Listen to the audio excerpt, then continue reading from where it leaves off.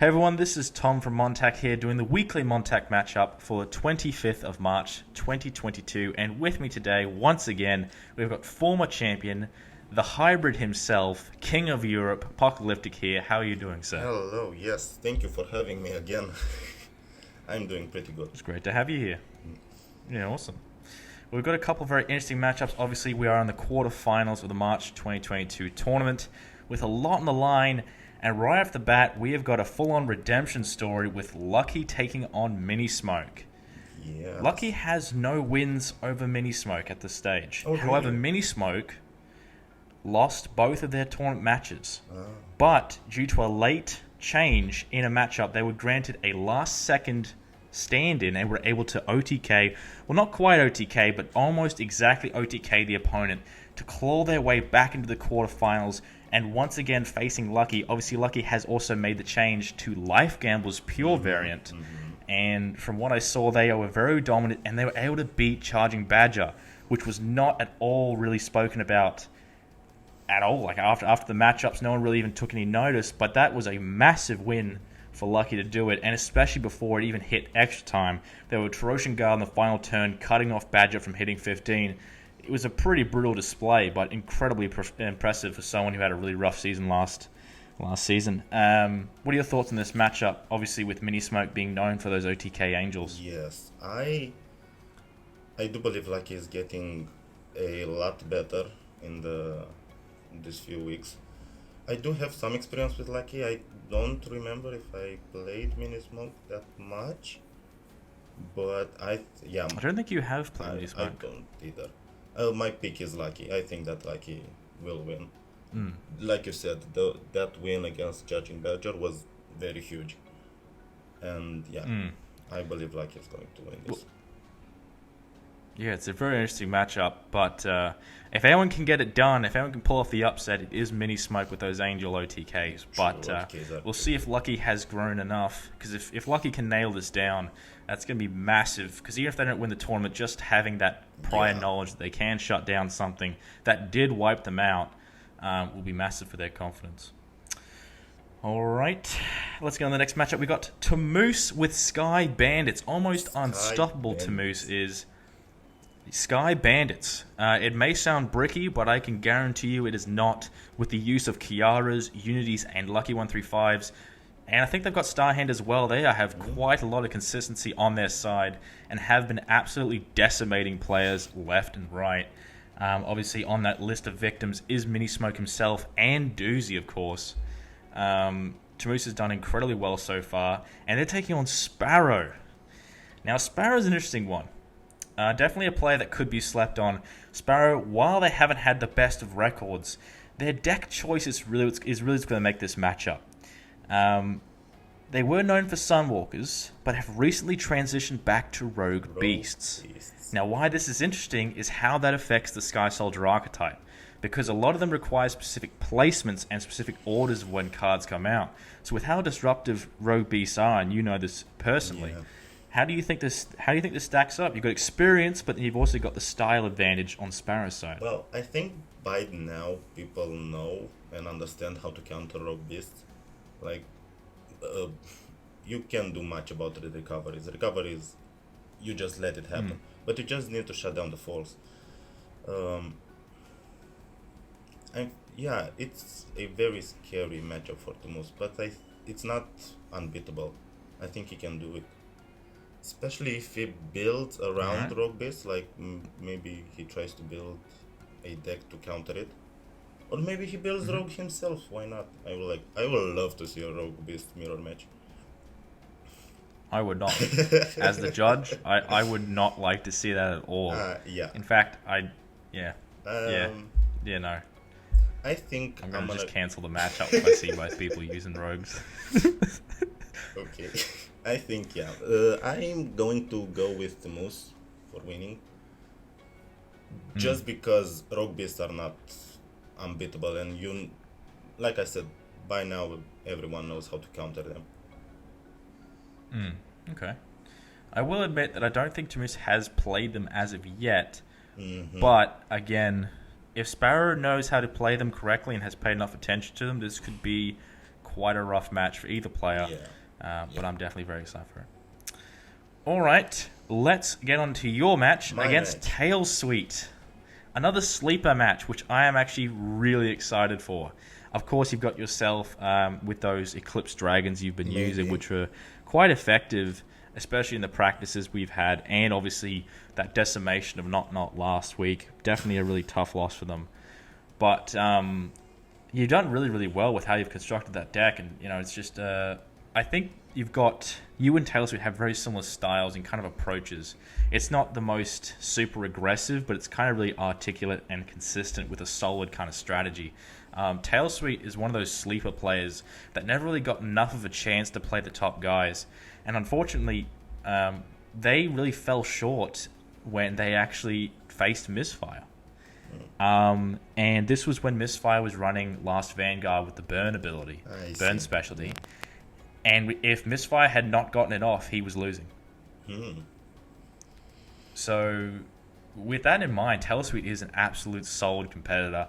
I mean, of course, they took out Dharma Coast round 1, and then they also took out in round 2, they took out Shadow, who was obviously pretty, Shadow, who's obviously been around for a while. So this is definitely a very interesting opponent. You have played them before, but Mutated is a little bit different now, and that could play a massive role. What are your thoughts on that potential matchup, or on that matchup? Well, I think, like you said, Mutated is a tricky deck to play against, especially since it doesn't see a lot of play, so I don't really know how it plays that much. I'm pretty sure they play a Mutated Roshan deck, if I'm not mistaken. Yes, that's what they've been playing so far. They could change, but from I don't think they could change. No, I don't think they will change. I'm pretty confident about this match. Apocalyptic confident? What? I know, right? It's a first for everybody. I'm pretty confident. I think, even though the Roshans are I would say the most dominant deck right now, because more than a quarter of the decks play some sort of Roshan package in them. Check out my meta charts. I don't know. I think I'm gonna say expect the unexpected. I don't even know what deck I'm playing yet, but I have a choice, and I have to. That's true. You are the hybrid. Yeah. You've got a lot of options. I mean, there is a whole list that you can't prepare from all of them. But yeah, I'm really excited. That's going to be an absolute bang. I think it's going to be a very, very exciting matchup.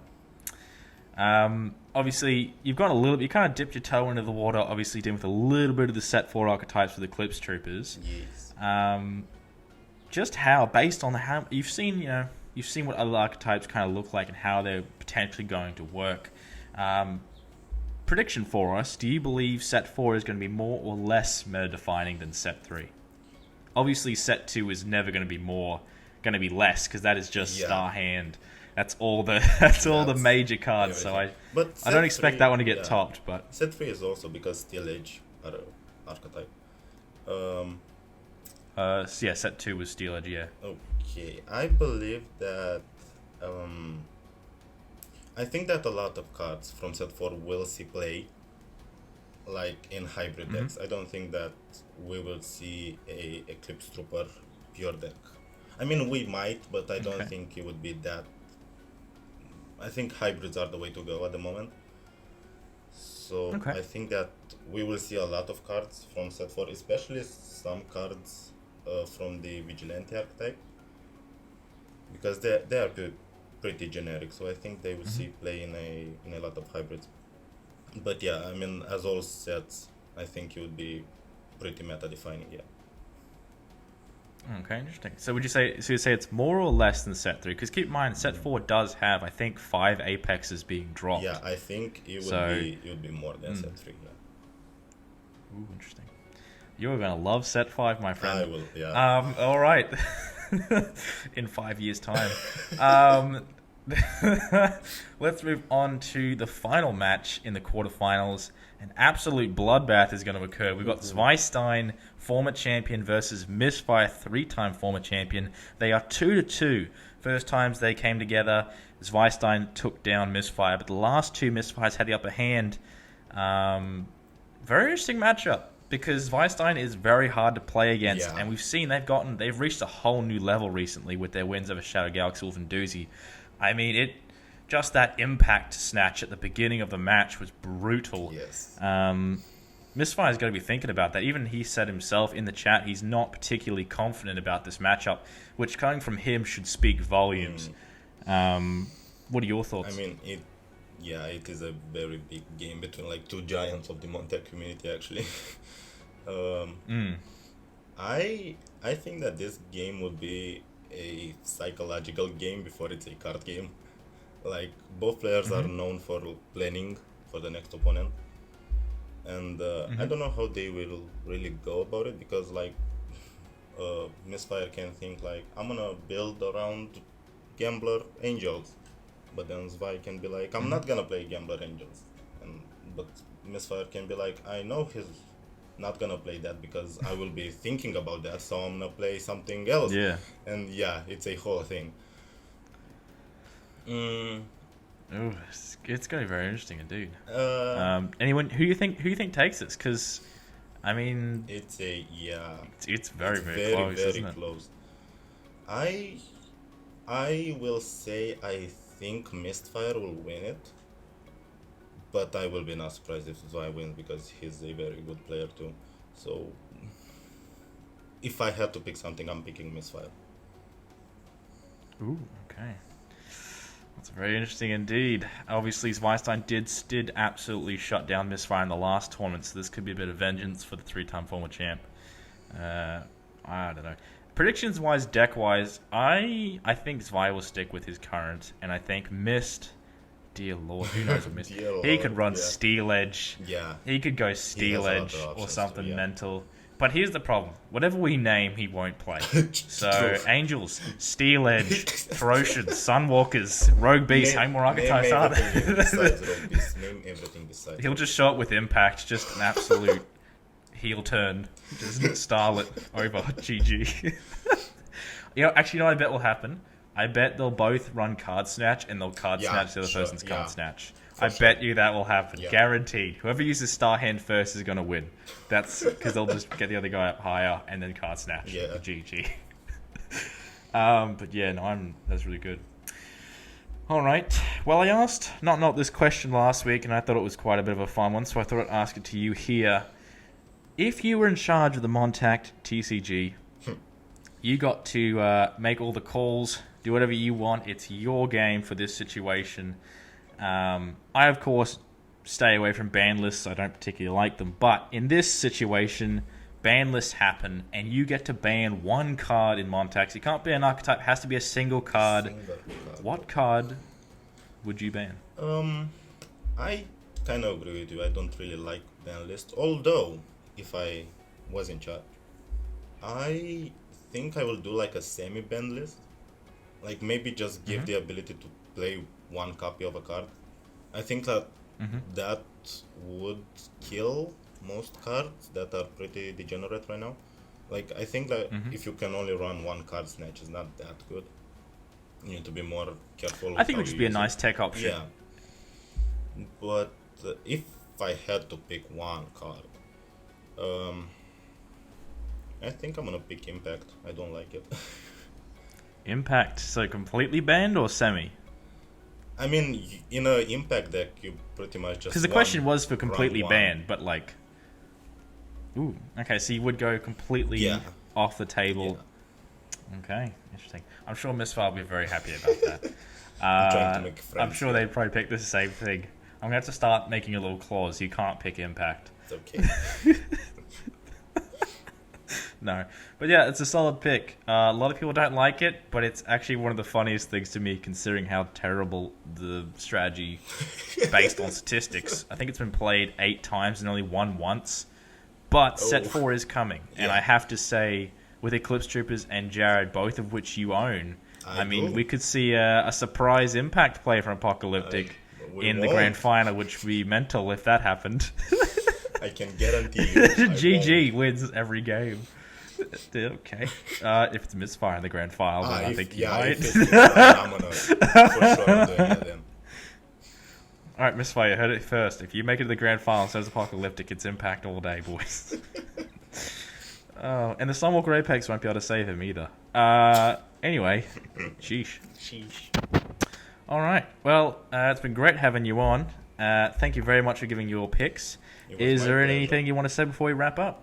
Not really. Let's all have a great rest of the week and play MonTac. All right, sounds good. All right, awesome.